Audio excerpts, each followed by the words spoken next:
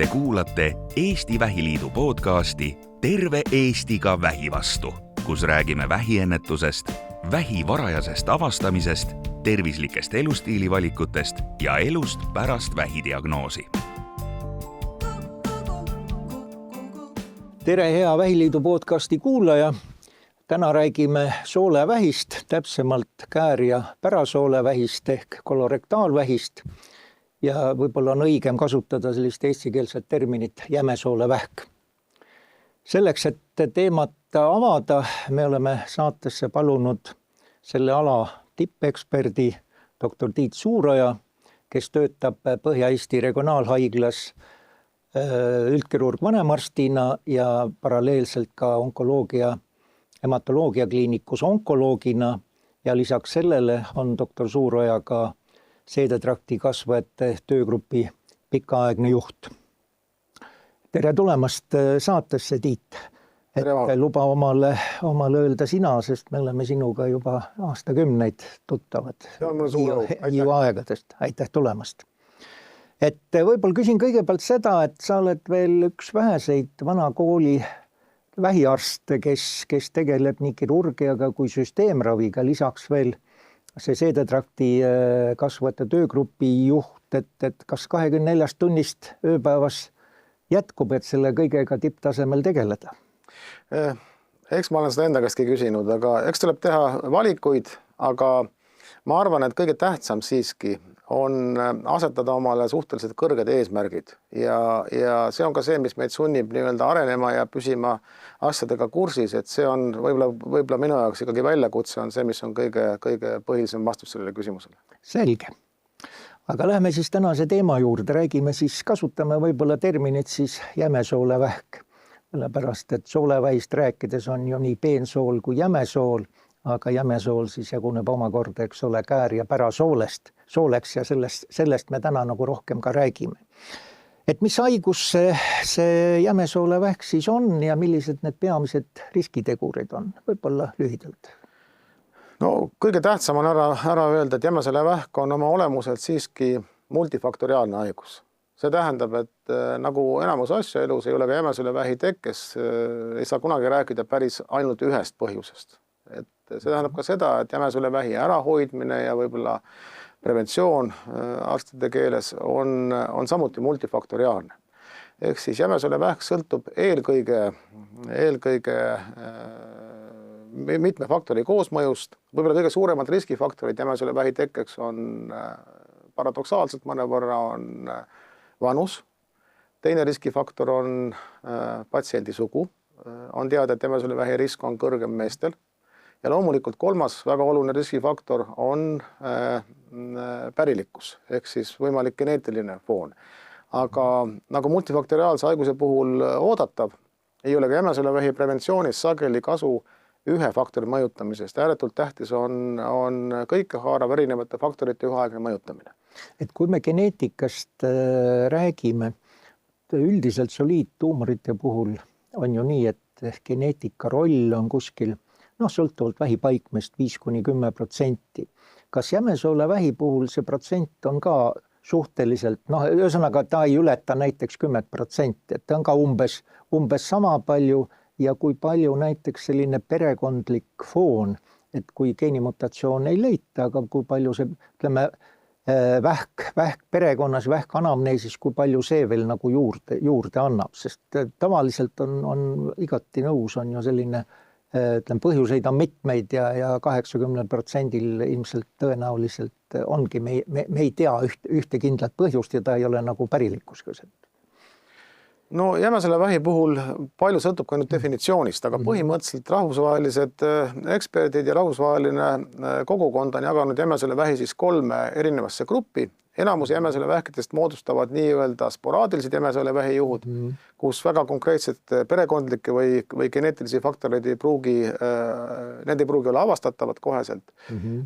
Rangelt geneetilised, ehk siis konkreetse geenimutatsioonide kompleksi või geenimutatsiooniga seotud jämesoolevähki on erinevatel andmetel erineva protsendina, aga tuuakse välja tavaliselt number 5–10%.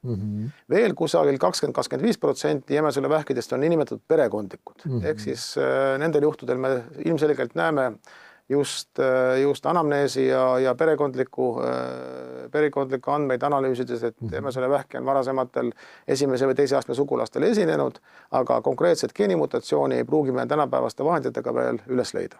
Selge. Räägime siis natukene jämesoolevähi esinemissagedusest ka, et ta vist on nii maailmas tervikuna kui Euroopas kui Eestis kaunis sage haigus. Et mis need Eesti kohta, need viimased Eesti vähiregistri andmed näitavad? Meil on vist praegu 23. aasta viimased andmed. Tõepoolest, 23. aasta andmed on meil kättesaadavad.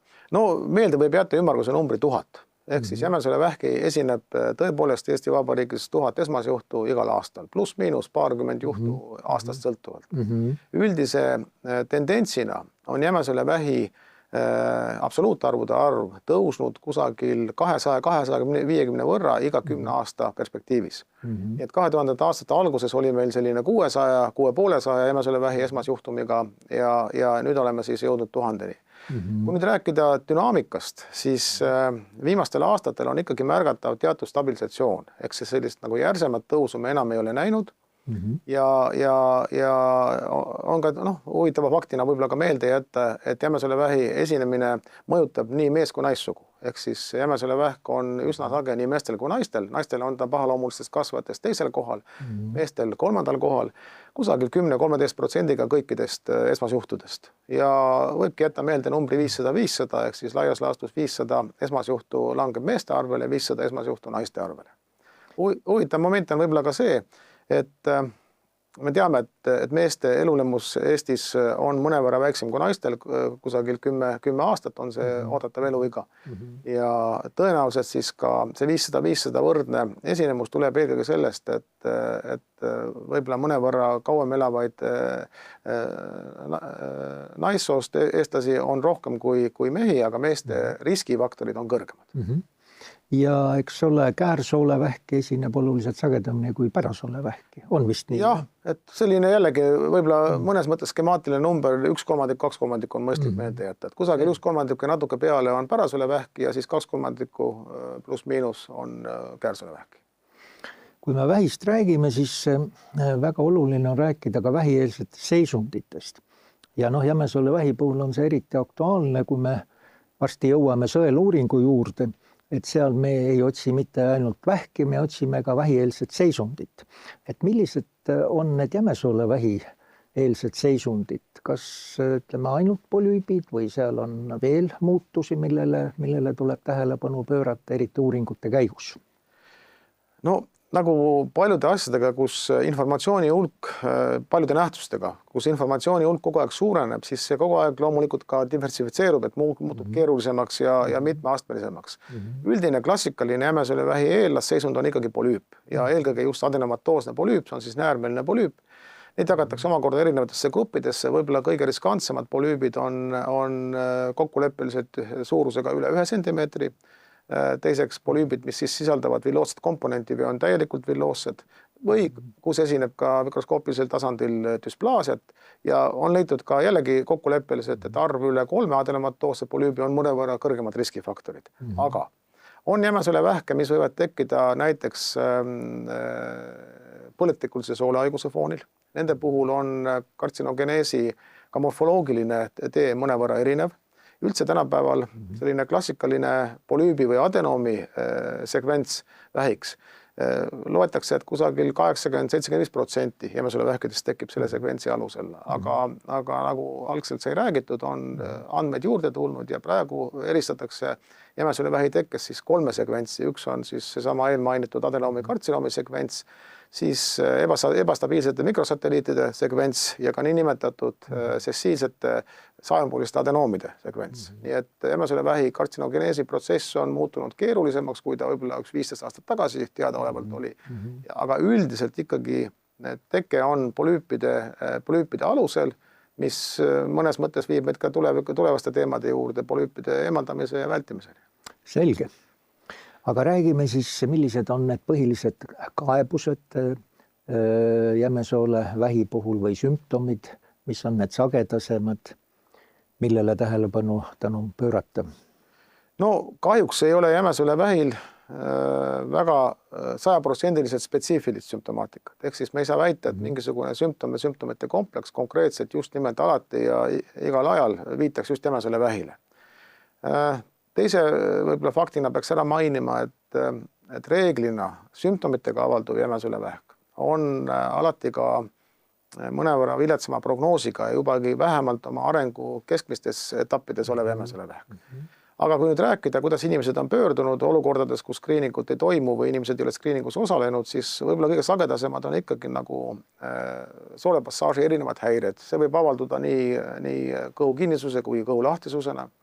No, hästi tüüpiline, eriti vasakpoolsete jämesole vähkide puhul on vereeritus väljaheites. Jällegi suhteliselt tüüpiline, võib-olla mõnevõrra vähem teada, on toitumusliku staatuse muutused.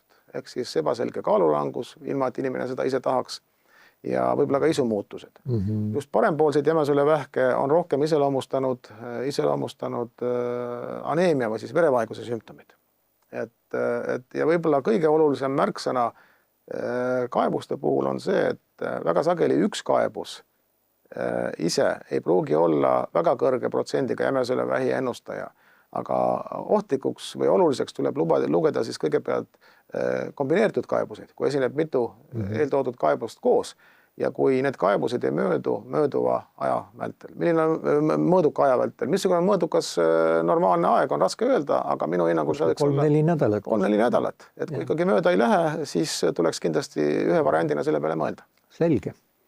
Ja kui sellist erakorralist situatsiooni ei ole, et patsient peab EMO-sse nagu pöörduma, siis ikkagi läbi oma perearsti on see esimene nagu soovitus, sest gastroenteroloogile ju kohe ei pääse ja võib-olla onkoloogile ei olegi põhjust tal minna.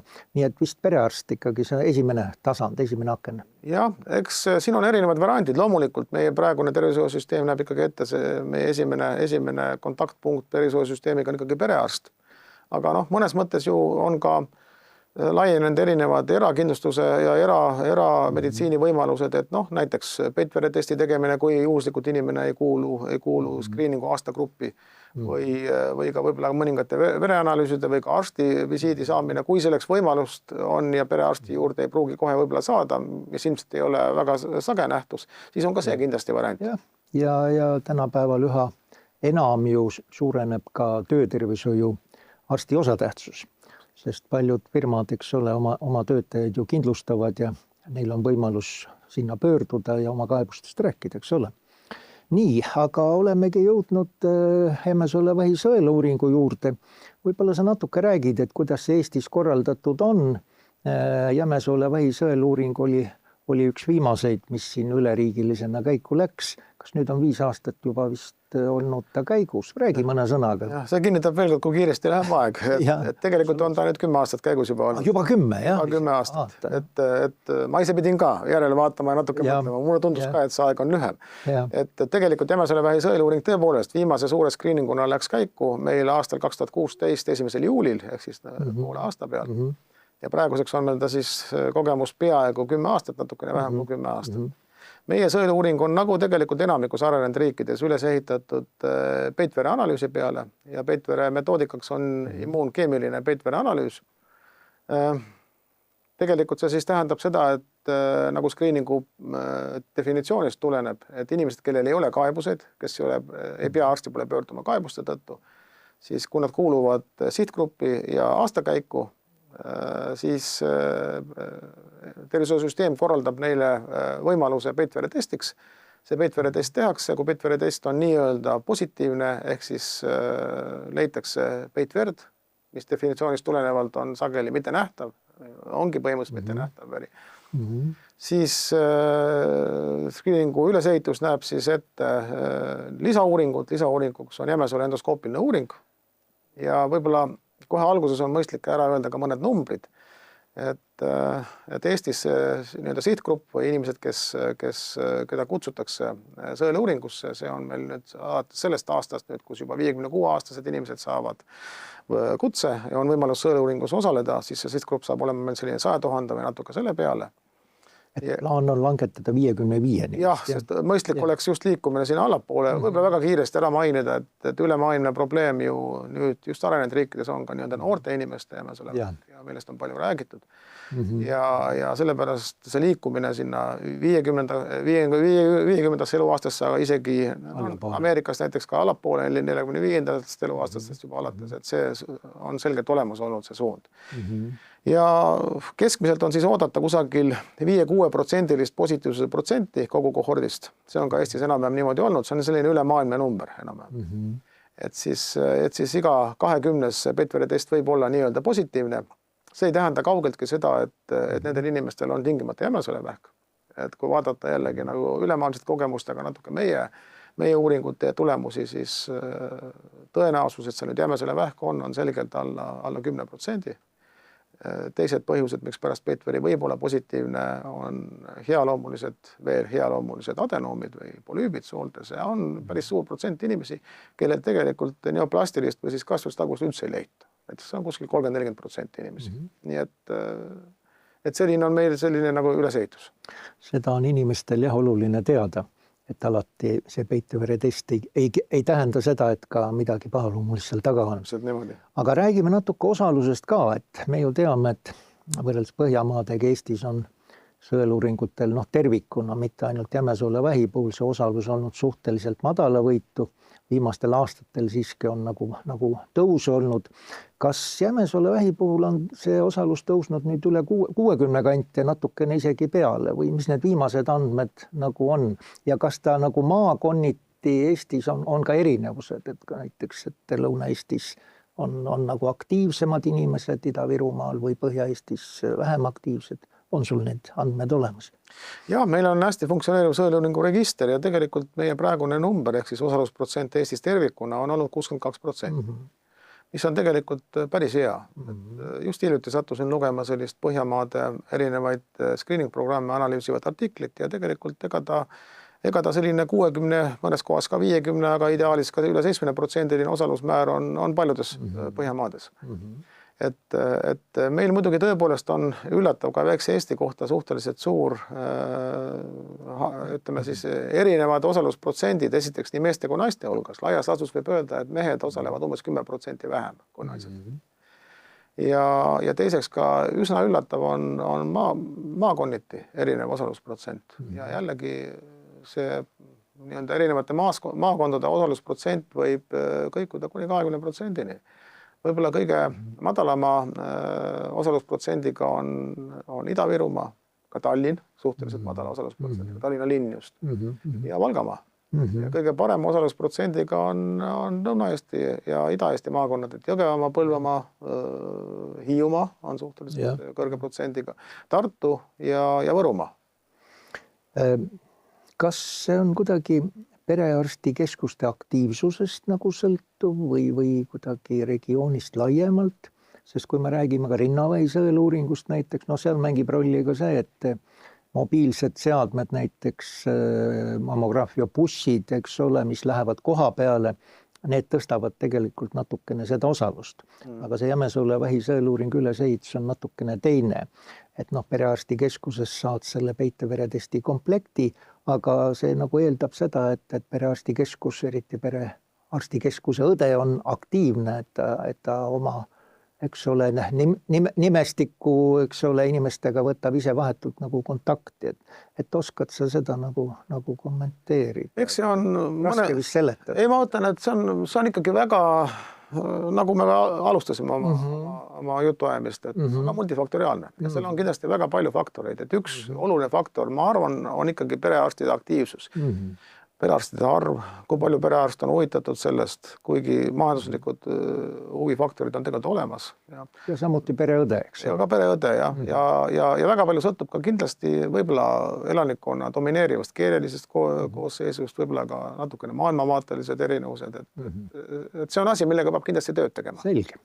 Aga räägime natukene siis diagnostikast laiemalt ka. Et seoses sõeluuringuga rääkisime peiteveretestist. rääkisime endoskoopilisest sooleuuringust ehk kolonoskoopiast, on vist korrektne kolonoskoopia, mitte koloskoopia. Kasutatakse mõlemad tegelikult, sõelkoloskoopia on tegelikult see, mis aga rohkem sõnast vist koolon ja kolonoskoopia. Võib ka niimoodi. Jah, okei.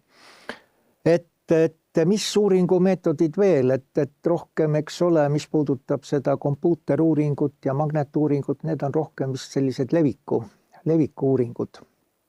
Ja muidugi ütleme patoloogia, see on, eks ole, elementaarne uuring onkoloogias tervikuna, et vähki üldse nagu raku ja koe tasandil diagnoosida. Võib-olla mõne sõna. Ja, et kindlasti kuldne standardid diagnostikaks on ikkagi endoskoopiline uuring koos morfoloogilise kinnitusega.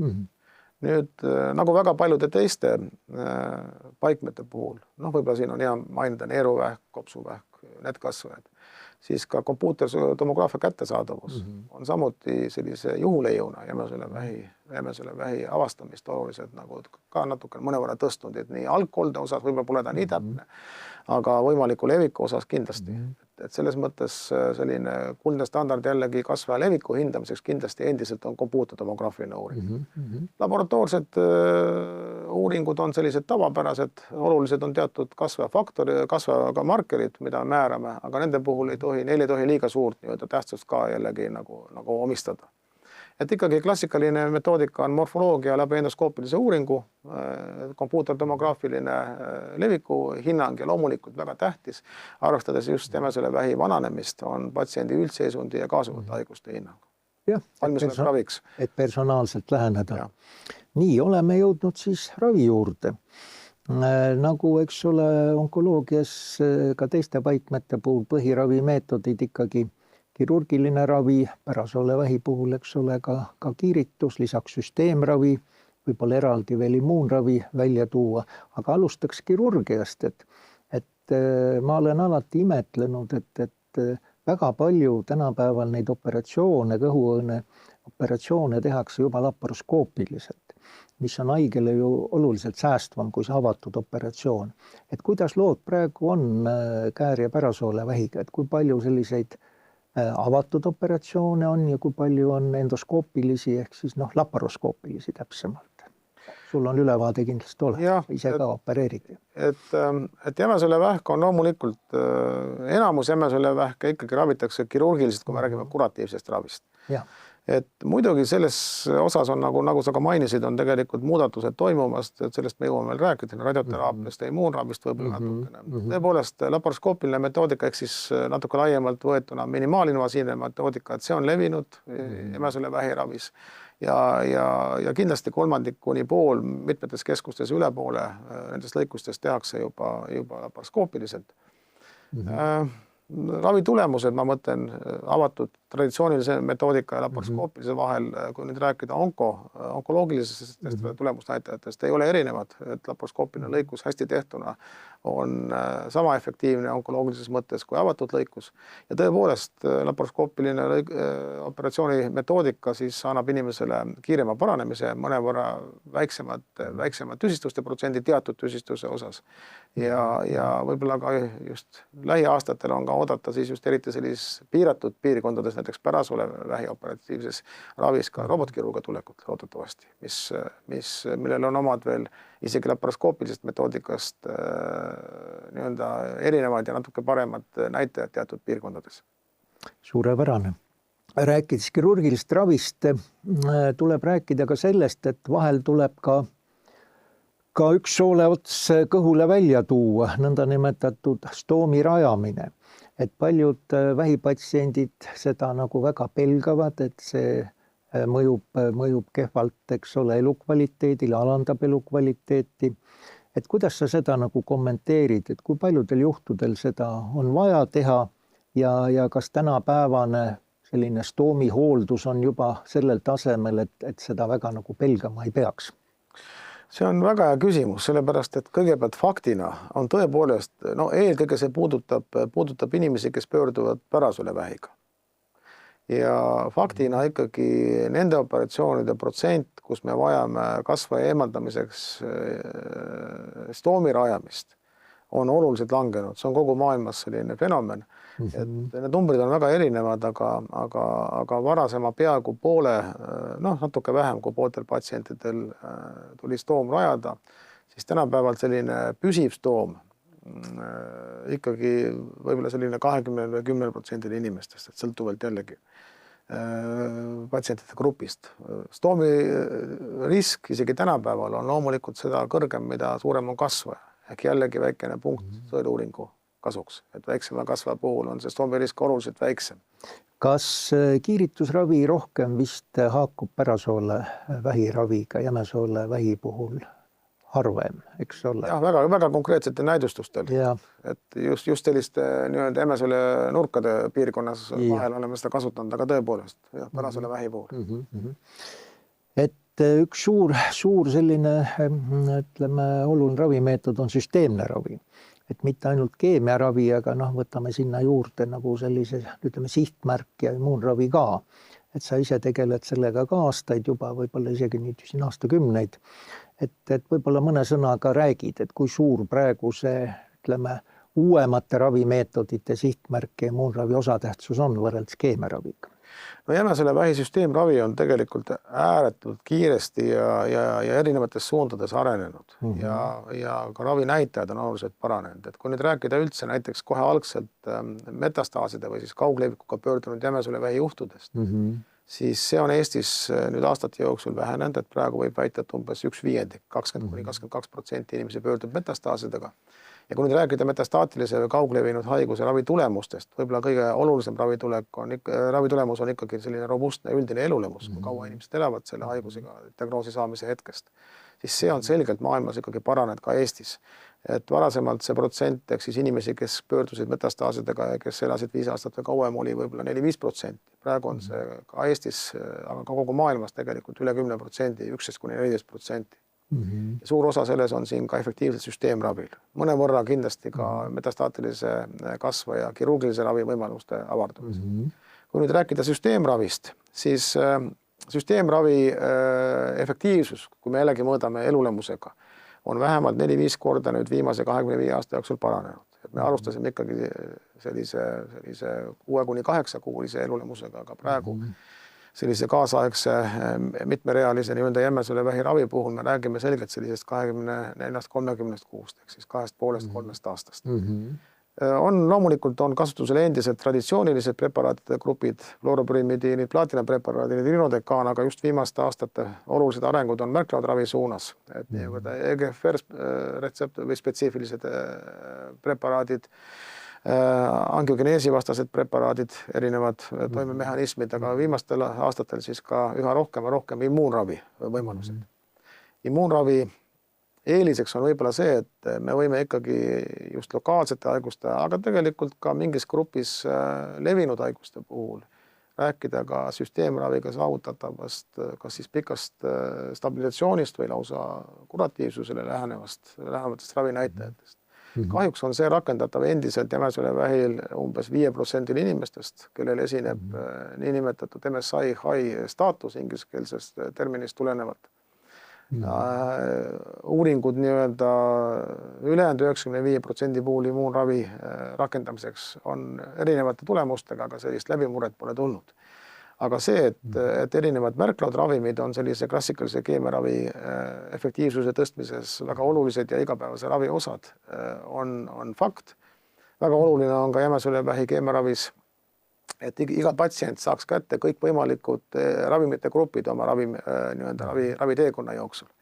Ehk siis väga tähtis on riigi tervishoiusüsteem, tema rahalised ja informatsioonilised võimalused ja kättesaadavus, nende ravimgruppide kättesaadavus. Kuidas praegu meil Tervisekassa seda sihtmärki ja immuunravi kompenseerib? Suhteliselt nagu hästi. No me väga sageli, jah, ma tahaksin siin ikkagi kiita, et meie tervishoiusüsteemi, et see meil on ikkagi tegelikult päris hästi on kaetud. On loomulikult kitsaskohti, et võib-olla millega peab tööd tegema, aga üldiselt on meie inimestele sellised kaasaegsed olulised ravimite grupid päris hästi kättesaadavad võrreldes paljude teiste riikidega.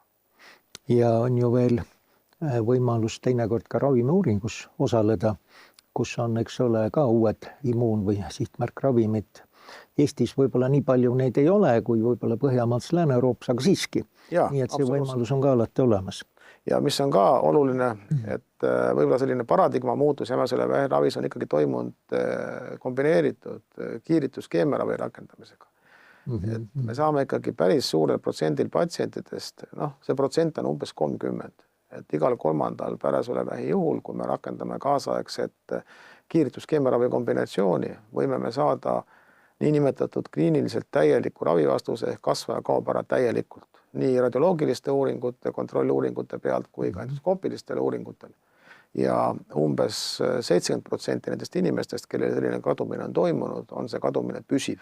Ehk siis puhtalt radioteraapia, kiiritusravi ja keemiaravi kombinatsiooniga ilma operatiivse ravita, ka ilma stoomiohuta võime me päris suure protsendi pärasolevähi patsiente terveks ravida.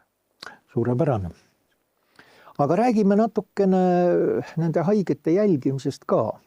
Et algul vist on nii, et vähemalt esimesed 5 aastat ikkagi jälgib ju onkoloog vähikeskuses, aga pärast kas siis perearst peaks ideaalis need haiged üle võtma, kui kõik nagu on hästi, haigus on remissioonis või läheb osaga gastroenteroloogile või kuidas praegu hetkel kõige optimaalsem neid, ütleme, ravitud jämesoolevähi haigeid jälgida oleks? No kindlasti on olemas nii-öelda patsientide rada või rajad, kuidas see nagu peaks võib-olla olema, et klassikaliselt ta võiks olla ikkagi 5 aasta möödudes, kui me ei näe retsidiivi või kasvavat taasteket patsiendil, siis patsienti klassikalise arusaamise järgi on võimalik ikkagi terveks kuulutada. Tänapäeval me teame võib-olla väikese ääremärkusena öelduna, et just kaasaegsed adjuvantse ravi ja neoadjuvantse ravi võimalused kipuvad natuke nihutama teoreetilist kasvavat taasteke võimalust ka 5 aastast kaugemale. Ehk siis see üle 5 aasta jälgimine on oluline, selle jälgimise kvaliteet on tegelikult suhteliselt oluline, eriti nooremate inimeste puhul, kellest me ka mainisime, kelle osatähtsus tõuseb jämesoolevähi nii-öelda haigusega ravitavate inimeste grupis. Nüüd, kui me räägime nüüd klassikalisest ravijärgsest jälgimisest, siis siin olemas 2 reaalsust. Üks on reaalsus, mida kogu maailmas enamus ravikeskuseid jälgib, ehk siis jah, patsiendid jäävad jälgimise alla. Teine on reaalsus, et kas jälgimine väga puhaste teadusuuringute alusel on kuluefektiivne ja efektiivne üldse ka kasvava suremuse vähendamisel. Üldine seisukoht on selline, et ikkagi mingisugune jälgimine, omate teema on, milline on see programm, mida ta sisaldab, kui kulukas see on, kui ohtlik patsiendile või koorma patsiendile ja kui informatiivne see on, siis jälgimine üldiselt annab ikkagi suurema šanssi kasvajast täielikult terveneda kui mitte jälgimine. Ehk siis võiks öelda, et jälgimine on jämesoolevähi puhul, ravijärgne jälgimine on näidustatud. On väga palju erinevaid uuringuid ja väga palju teavet selle kohta, millised on need jälgimise skeemid. Aga klassikaline lähenemine on, kuna on teada, et enamus jämesoolevähi retsidiive tuleb esimese 3 aasta jooksul, 90%, üle 90% retsidiividest. Siis mõnevõrra intensiivsem jälgimine esimese 3 aasta jooksul. Tavaliselt see ikkagi sisaldab meditsiinitöötaja hinnangut patsiendile. On palju selliseid väikeseid nüansse, mida on puhta instrumentaalse lähenemisega raske märgata patsiendi juures. Et ikkagi oma arsti juures, oma opereerinud või keemiaravi teinud arsti juures käimine on oluline faktor, on siis visiit, siis kindlasti me alati jälgime kasvaja markereid, mis on olulised just jälgimise koha pealt. Mis seal praegu on CA19-9 ja kartsinembranaalne? Eks kartsinembranaalne antigeen on võib-olla kõige rohkem tsiteeritud. CA19-9 on just see probleem, et on üks väike grupp inimesi, kuskil 10%, kellel ta on põhimõtteliselt negatiivne ja tema tõenduspõhisus on natukene väiksem. Aga on keskused, kus kohas mõlemaid kasutatakse. Selge. Ja natukene väiksema sagedusega ikkagi soovitatakse siis esimese 3 aasta jooksul võib-olla kas kord 6 kuu jooksul või kord 12 kuu jooksul kompuutertomograafiline uuring. Väga tähtis on mitte unustada ära endoskoopiat, et on hulk kasvajaid, mis pöördumisel on obstruktiivsed, ehk me ei pruugi endoskoopiliselt üldse kogu soolt üle vaadata. Samas me teame, et 1/20 jämesoolevähist võib olla multilokulaarne, ehk võib olla mitu jämesoole kasvajat erineva jämesoole algkoldega. Ja sellepärast on väga tähtis esimese aasta pluss miinus, enne ravi, pärast ravi, esimese aasta kontekstis on oluline anda kogu jämesoolele hinnang, kas siis peale ravi lõpetamist üle vaadata, kui enne ei õnnestunud, või siis enne ravi alustamist, kui õnnestus täielik jämesoole uuring. Ja tavaliselt kordusendoskoopia soovitatakse eri juhendite järgi 3–5 aastani peale seda. Selge. Võib-olla natuke räägime neist müütidest ka, mis seoses jämesoolevähiga rahva hulgas nagu liiguvad. Et et no üks on see näiteks, et kolonoskoopia on väga valus ja et Jämesoole vähk on rohkem nagu eakate haigus, sa siin rõhutasid ka mitu korda, et just ka noorematel alla 50-aastastel, eks ole, on üha sagedamini. Et katsume neid müüte siis võib-olla ümber lükata või leevendada natukene. Et alustame võib-olla sellest valulikust kolonoskoopiast. See on, eks ole, ka sõeluuringuga seotud, et kui peiteveretest on positiivne, et osa inimesi nagu pelgab natukene seda kolonoskoopiat või sooleendoskoopilist uuringut, et võib-olla natuke rahustad inimesi. Kas tänapäeval on ju, ütleme, kui see on väga näidustatud, on ju võimalus ka vist narkoosis isegi seda teha, et võib-olla mõne sõnaga kommenteerid seda. Jah, et kolonoskoopia on, ma ise seda alati natukene võrdlen omaaegse hambaarsti juures käimisega ja praegusega. Et omaaegsed hambaarsti juurde minek oli ikkagi nagu tõsine väljakutsega päris tugevate närvidega inimesele, aga praegu on see selline igapäevane, kas nüüd igapäevane, aga päris sage ja normaalne osa meie elust ja valu ei ole tavalist probleemiks.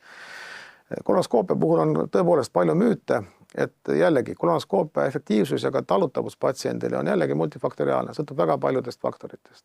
Ettevalmistuse kvaliteedist, milline on patsiendi soole anatoomia, kas tal on varasemalt tehtud operatsioone või ei ole, milline on arst, kes teeb, milline on õde, kes kolonoskoopia juures assisteerib. Kvalifikatsioon, jah. Ja äärmiselt tähtis on inimlik suhtumine, õdede ja arstide inimlik suhtumine on ju selge, et kõik inimesed, kes sellesse protseduuri moel või teisel on see protseduur tehakse, et kõigil inimestel ju ikkagi teatud selline ootus või hirm natukene on.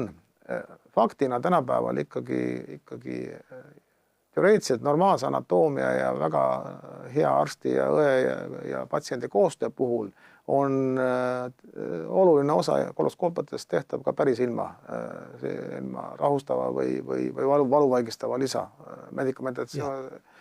Aga tõepoolest on olemas kõik variandid, et on inimesi, kelle puhul näiteks erinevatest operatsioonidest tingitud liit, et võib-olla soole ebatavaliselt halb endoskoopiliseks uuringuks anatoomia, et alati on võimalik narkoosist teha, mis on täiesti valutu. Ja väga sageli ikkagi kolonoskoopiat tänapäeval tehakse väikese kaasneva sedatsiooniga, nii et reeglina normaalselt tehtud kolonoskoopia, normaalse meditsiinitöötajate poolse taseme puhul kolonoskoopia enamasti ei ole valulik. Ja kui me selle saate täna katsume kokku võtta, et kas me võime siis öelda, et Jämesoole vähk on ennetatav, on õigeaegselt ehk varakult avastatav ja kui me avastame õigeaegselt, et siis ta on ka potentsiaalselt tervistavalt ravitav. Oled sa sellega nõus? Mida sa inimestele julgustuseks soovid lõpuks öelda? 3-4 sellist olulist märksõna võib-olla ongi oluline öelda, et Jämesoole vähk on tegelikult ideaalne kasvaja ennetamiseks. Ehk siis vähieelsed muutused on endoskoopilise aparatuuriga, tulevikus ka teiste meetoditega avastatavad, on eemaldatavad ja enamus Jämesoole vähkidest on ära hoitav. Eeldusel, et töötavad, toimivad sõeluuringuprogrammid ja tervishoiusüsteem on selleks valmis.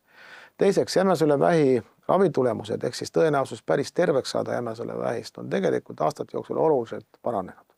Ja Eesti Vabariigis on see number praegu kusagil 65% ehk siis igast 100 inimesest, kes diagnoositakse Jämesoole vähk, üle 2/3, 2/3 inimesi saab päris terveks. See on hea tulemus. See on väga hea tulemus, jah, et muidugi on alati, tahaks ju natukene paremat, et Soomes on see, jällegi sõltub, kas naistel, meestel, erinevad paikmed, aga laias laastus on ta umbes 5% parem. Taanis, Rootsis veel Eestis 10% parem, nii et ta on veel parandatav.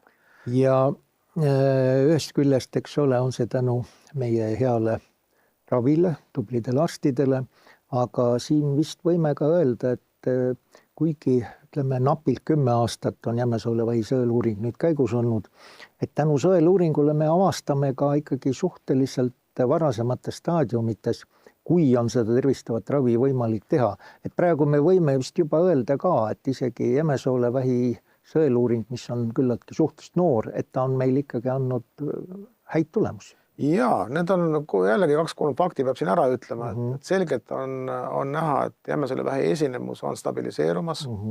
et sellel kindlasti oluline osa on sõeluuringul. Üldse sõeluuringu programmide kogemus maailmas näitabki, et tavaliselt esimesel 3, 4, 5 aastal sõeluuring tõstab jämesolevähi hulka, mis on oodatav.